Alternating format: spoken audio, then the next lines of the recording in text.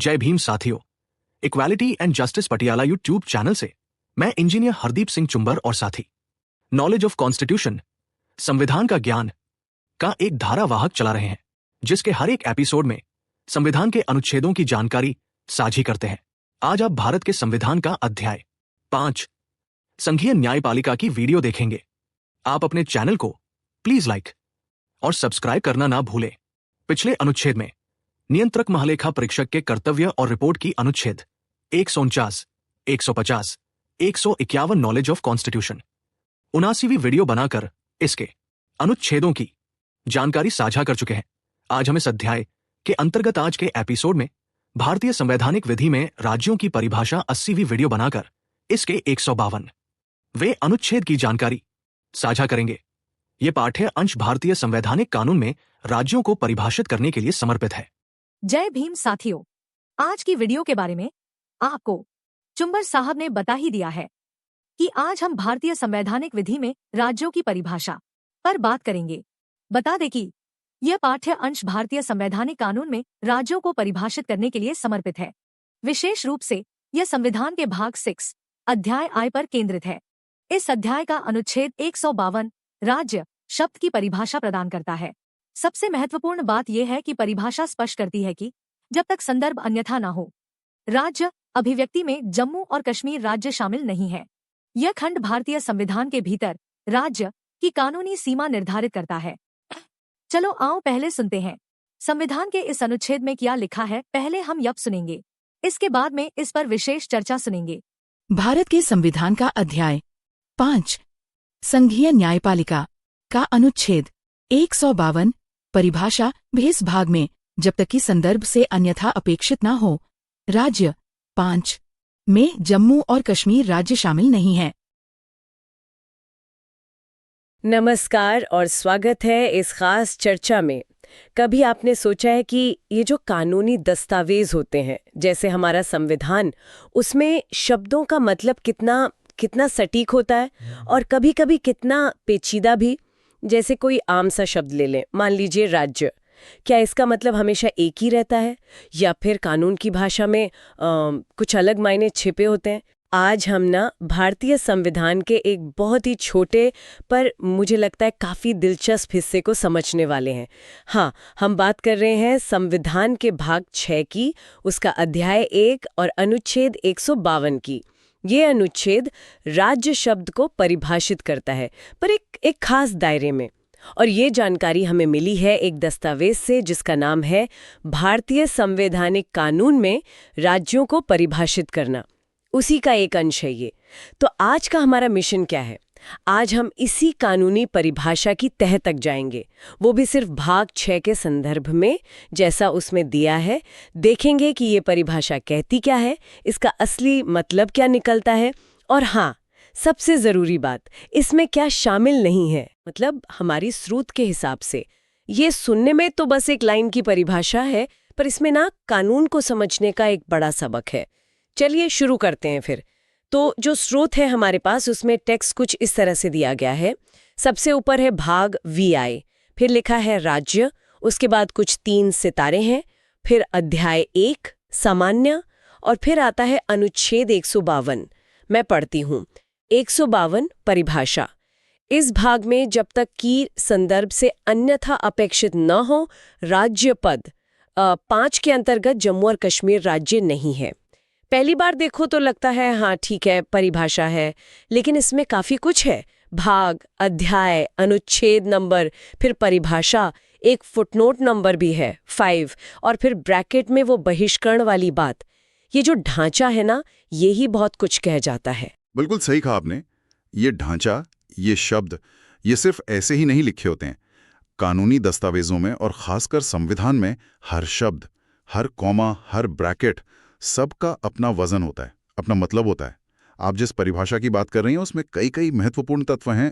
पहली बात तो ये कि ये एक परिभाषा है, मतलब ये उस शब्द का अर्थ साफ कर रही है जिसका इस्तेमाल आगे उस भाग में होगा। हाँ, और इसमें सबसे पहले जो ध्यान जाता है वो है ये वाक्यांश इस भाग में। सुनने में तो बड़ा सामान्य सा लगता है, पर कानूनी नजरिए से इसका क्या मतलब है? हाँ, ये वाक्यांश, ये बहुत महत्वपूर्ण है। ये असल में परिभाषा का जो दायरा है ना, उसे सीमित कर रहा है, बांध रहा है। ये साफ साफ कह रहा है कि देखो भाई, राज्य शब्द का जो मतलब यहाँ बताया जा रहा है, यानी जम्मू और कश्मीर को छोड़कर, वो सिर्फ और सिर्फ संविधान के भाग वी के जो प्रावधान हैं उनको समझने और लागू करने के लिए, बस। अच्छा। हाँ, इसका मतलब ये बिल्कुल नहीं है कि संविधान के किसी और भाग में या मान लीजिए किसी दूसरे कानून में राज्य का यही मतलब होगा। नहीं, वहां उसका अर्थ अलग हो सकता है। ये कानूनी भाषा की जो सटीकता होती है ना, प्रिसिजन, उसका एक बढ़िया उदाहरण है कि हम किस संदर्भ में बात कर रहे हैं, ये साफ करना बहुत बहुत जरूरी है। तो मतलब ऐसा हो सकता है कि संविधान के ही अलग अलग हिस्सों में राज्य शब्द के मायने बदल जाएं। अरे ये तो बड़ी दिलचस्प बात है। मुझे तो लगता था कि संविधान जैसी बुनियादी किताब में परिभाषाएं तो एकदम पक्की होंगी, हर जगह एक जैसी। देखिए, ऐसा सोचना बिल्कुल स्वाभाविक है, पर असलियत थोड़ी अलग है। संविधान कोई पत्थर की लकीर नहीं है, एक तरह से एक जीवित दस्तावेज है जो अलग अलग हालात, अलग अलग जरूरतों को देखता है, उनको संबोधित करता है। तो कभी कभी क्या होता है कि किसी विशेष भाग के लिए एक खास परिभाषा देना जरूरी हो जाता है, ताकि उस भाग के जो नियम कानून हैं, प्रावधान हैं, वो सही ढंग से लागू हो सके। इस भाग में जैसे जो वाक्यांश होते हैं ना, वो इसी काम आते हैं। ये किसी भी तरह की अस्पष्टता, किसी कंफ्यूजन को रोकते हैं। सोचिए, अगर ऐसा ना होता तो जब भाग वी का कोई अनुच्छेद लागू करना होता तो कितनी गड़बड़ हो सकती थी। और फिर इसमें एक और शर्त जैसी भी है, जब तक कि संदर्भ से अन्यथा अपेक्षित न हो। इसका क्या मतलब हुआ? क्या ये परिभाषा भी हमेशा लागू नहीं होती, भाग वी के अंदर भी? हाँ, ये एक और बहुत महत्वपूर्ण क्वालिफायर है, एक और परत। इसका मतलब है कि भाग 6 के अंदर भी अगर किसी खास अनुच्छेद या प्रावधान का जो संदर्भ है, जो कॉन्टेक्स्ट है, अगर वो ये इशारा कर रहा है कि भाई यहाँ पर राज्य का मतलब कुछ और होना चाहिए, हो सकता है जम्मू और कश्मीर सहित या कुछ और, तो फिर उस संदर्भ को प्राथमिकता दी जाएगी। अच्छा। हाँ, ये कानून को थोड़ा सा लचीलापन देता है, फ्लेक्सिबिलिटी। हालांकि आमतौर पर जब तक कोई बहुत ही स्पष्ट कारण ना हो, अनुच्छेद 152 में जो परिभाषा दी है वही भाग 6 के लिए स्टैंडर्ड मानी जाएगी। पर यह दिखाता है कि कानून सिर्फ शब्दों का खेल नहीं है, उसका संदर्भ क्या है, उसकी मंशा क्या है, उसको समझना भी उतना ही जरूरी है। ठीक है, ये समझ आया। बिल्कुल। अब आते हैं उस हिस्से पर जो शायद सबसे ज्यादा ध्यान खींचता है, वो ब्रैकेट वाला हिस्सा। के अंतर्गत जम्मू और कश्मीर राज्य नहीं है। स्रोत के हिसाब से भाग 6 के लिए राज्य की परिभाषा में जम्मू और कश्मीर शामिल नहीं था। ये तो बहुत बड़ा एक बहिष्करण है। एक्सक्लूजन। हाँ, निश्चित रूप से ये एक बहुत ही विशिष्ट, बहुत ही स्पेसिफिक एक्सक्लूजन है। और ये हमें याद दिलाता है कि संवैधानिक प्रावधानों का अक्सर एक ऐतिहासिक, एक राजनीतिक संदर्भ होता है। हालांकि हमारा स्रोत ये नहीं बताता कि ये बहिष्करण क्यों किया गया था, उसकी वजह क्या थी, लेकिन इसका होना ही अपने आप में बहुत महत्वपूर्ण है। ये दिखाता है कि संविधान बनाते समय या शायद बाद में उसमें संशोधन करते समय कुछ खास परिस्थितियां रही होंगी या कुछ समझौते हुए होंगे जिनको ध्यान में रखा गया। देखिए, भारत की जो संघीय व्यवस्था है उसमें अलग अलग राज्यों के साथ केंद्र के संबंध वो अलग अलग समय पर अलग अलग रहे हैं, और कभी कभी संविधान इन खासियतों को, इन विशिष्टताओं को दिखाता है। तो मतलब ये जो बहिष्करण है, ये सिर्फ एक टेक्निकल डेफिनेशन का हिस्सा नहीं है, बल्कि ये उस समय की किसी बड़ी राजनीतिक या संवैधानिक व्यवस्था की तरफ इशारा कर सकता है। बिल्कुल।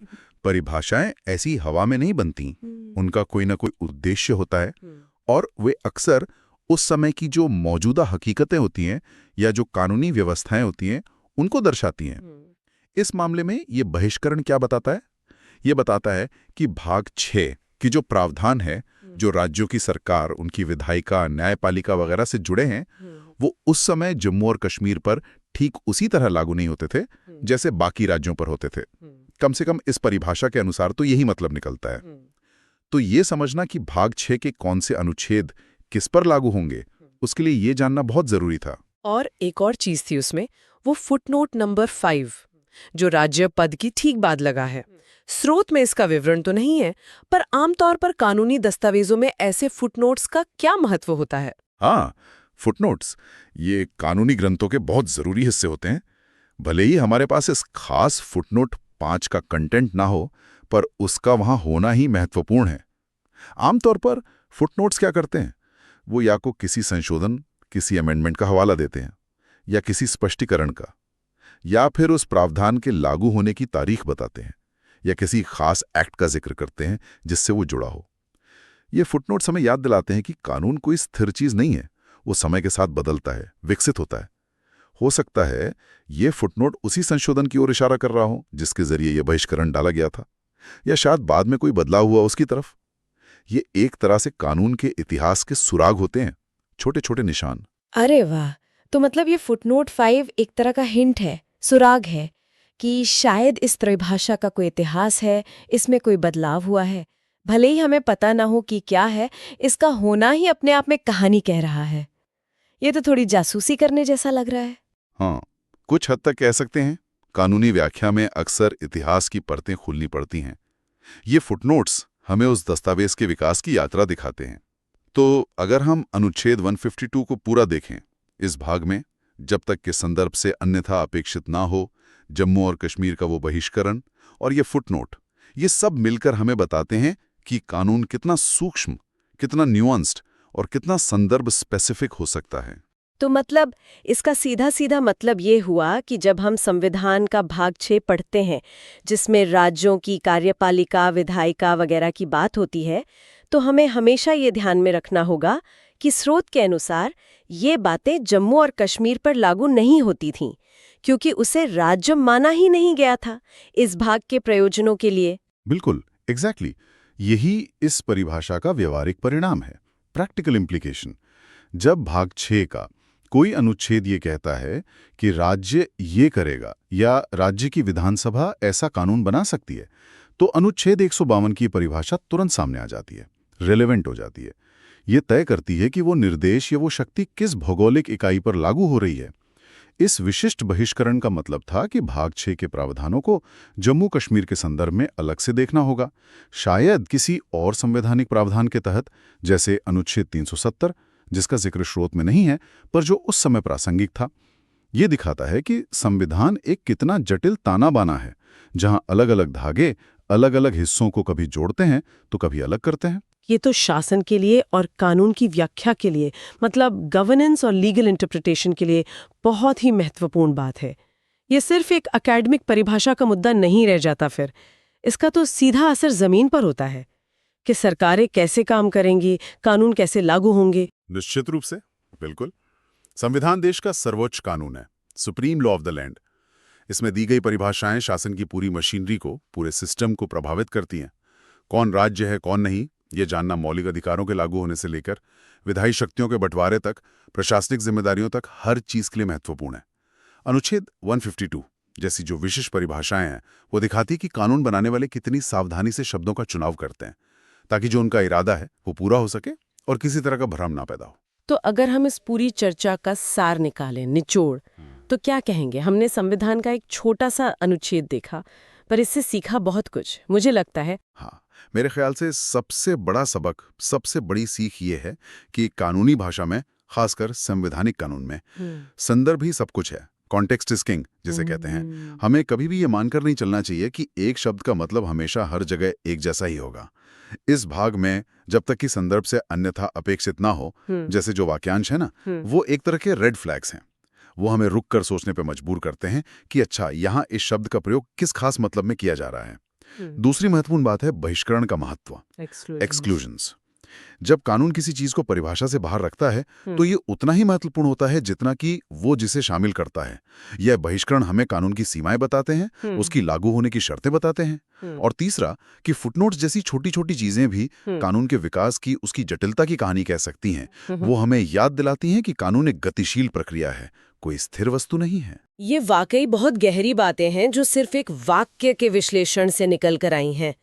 ये दिखाता है कि संविधान जैसे दस्तावेजों को पढ़ते समय कितनी बारीकी और ध्यान की जरूरत होती है। बिल्कुल, सतही तौर पर पढ़ने से हम इन महत्वपूर्ण बारीकियों को, इन न्यूआंसेस को नजरअंदाज कर सकते हैं और उससे कानून की गलत व्याख्या हो सकती है, गलत समझ बन सकती है। चलिए अब श्रोताओं के लिए एक विचार छोड़ते हैं जिस पर वो आगे सोच सकें। हमने देखा कि अनुच्छेद 15(2) हमारे स्रोत के अनुसार भाग VI के लिए राज्य की परिभाषा से जम्मू और कश्मीर को बाहर रखता था, और फुटनोट्स इशारा करते हैं कि परिभाषाएं बदल सकती हैं। तो सोचने वाली बात यह है कि समय के साथ कानूनी परिभाषाएं कैसे बदलती हैं और क्यों बदलती हैं। क्या इन बदलावों में हमें समाज में, राजनीति में या शासन में जो बड़े परिवर्तन हो रहे होते हैं उनकी कोई झलक मिलती है? और जब हम आज के संदर्भ में कानूनों को देखते हैं, उनकी व्याख्या करते हैं, तो अनुच्छेद 152 जैसे जो ऐतिहासिक बहिष्करण हैं, उनको समझना क्यों जरूरी हो सकता है, भले ही आज की स्थिति बिल्कुल अलग हो। ये सवाल हमें कानून की प्रकृति पर और समाज के साथ उसके रिश्ते पर सोचने के लिए छोड़ जाते हैं। आज के लिए बस इतना ही। उम्मीद है आपको भारतीय संविधान के इस छोटे लेकिन बहुत महत्वपूर्ण पहलू पर हमारी ये चर्चा दिलचस्प और ज्ञानवर्धक लगी होगी। अगली बार फिर मिलेंगे एक नए विषय और नए स्रोतों के साथ और करेंगे एक और गहरी पड़ताल। धन्यवाद। आपने चुंबर साहब का बनाया वीडियो पूरा सुना। साथियों, धन्यवाद। उम्मीद है इससे आपकी जानकारी बढ़ी होगी। इसके आगे के अनुच्छेदों पर अगली वीडियो में बात करेंगे। आप equality and justice Patiala YouTube channel के साथ जुड़े रहें। अगर आपको पसंद आए तो कृपया इसे लाइक, शेयर और कमेंट करें। हम रोजाना नॉलेज ऑफ कॉन्स्टिट्यूशन, संविधान का ज्ञान पर चर्चा करते हैं। अगर चाहते हैं कि आपके भाई, बहन और मित्रों को भी संविधान का ज्ञान हो, तो कृपया इस वीडियो को उनके साथ साझा जरूर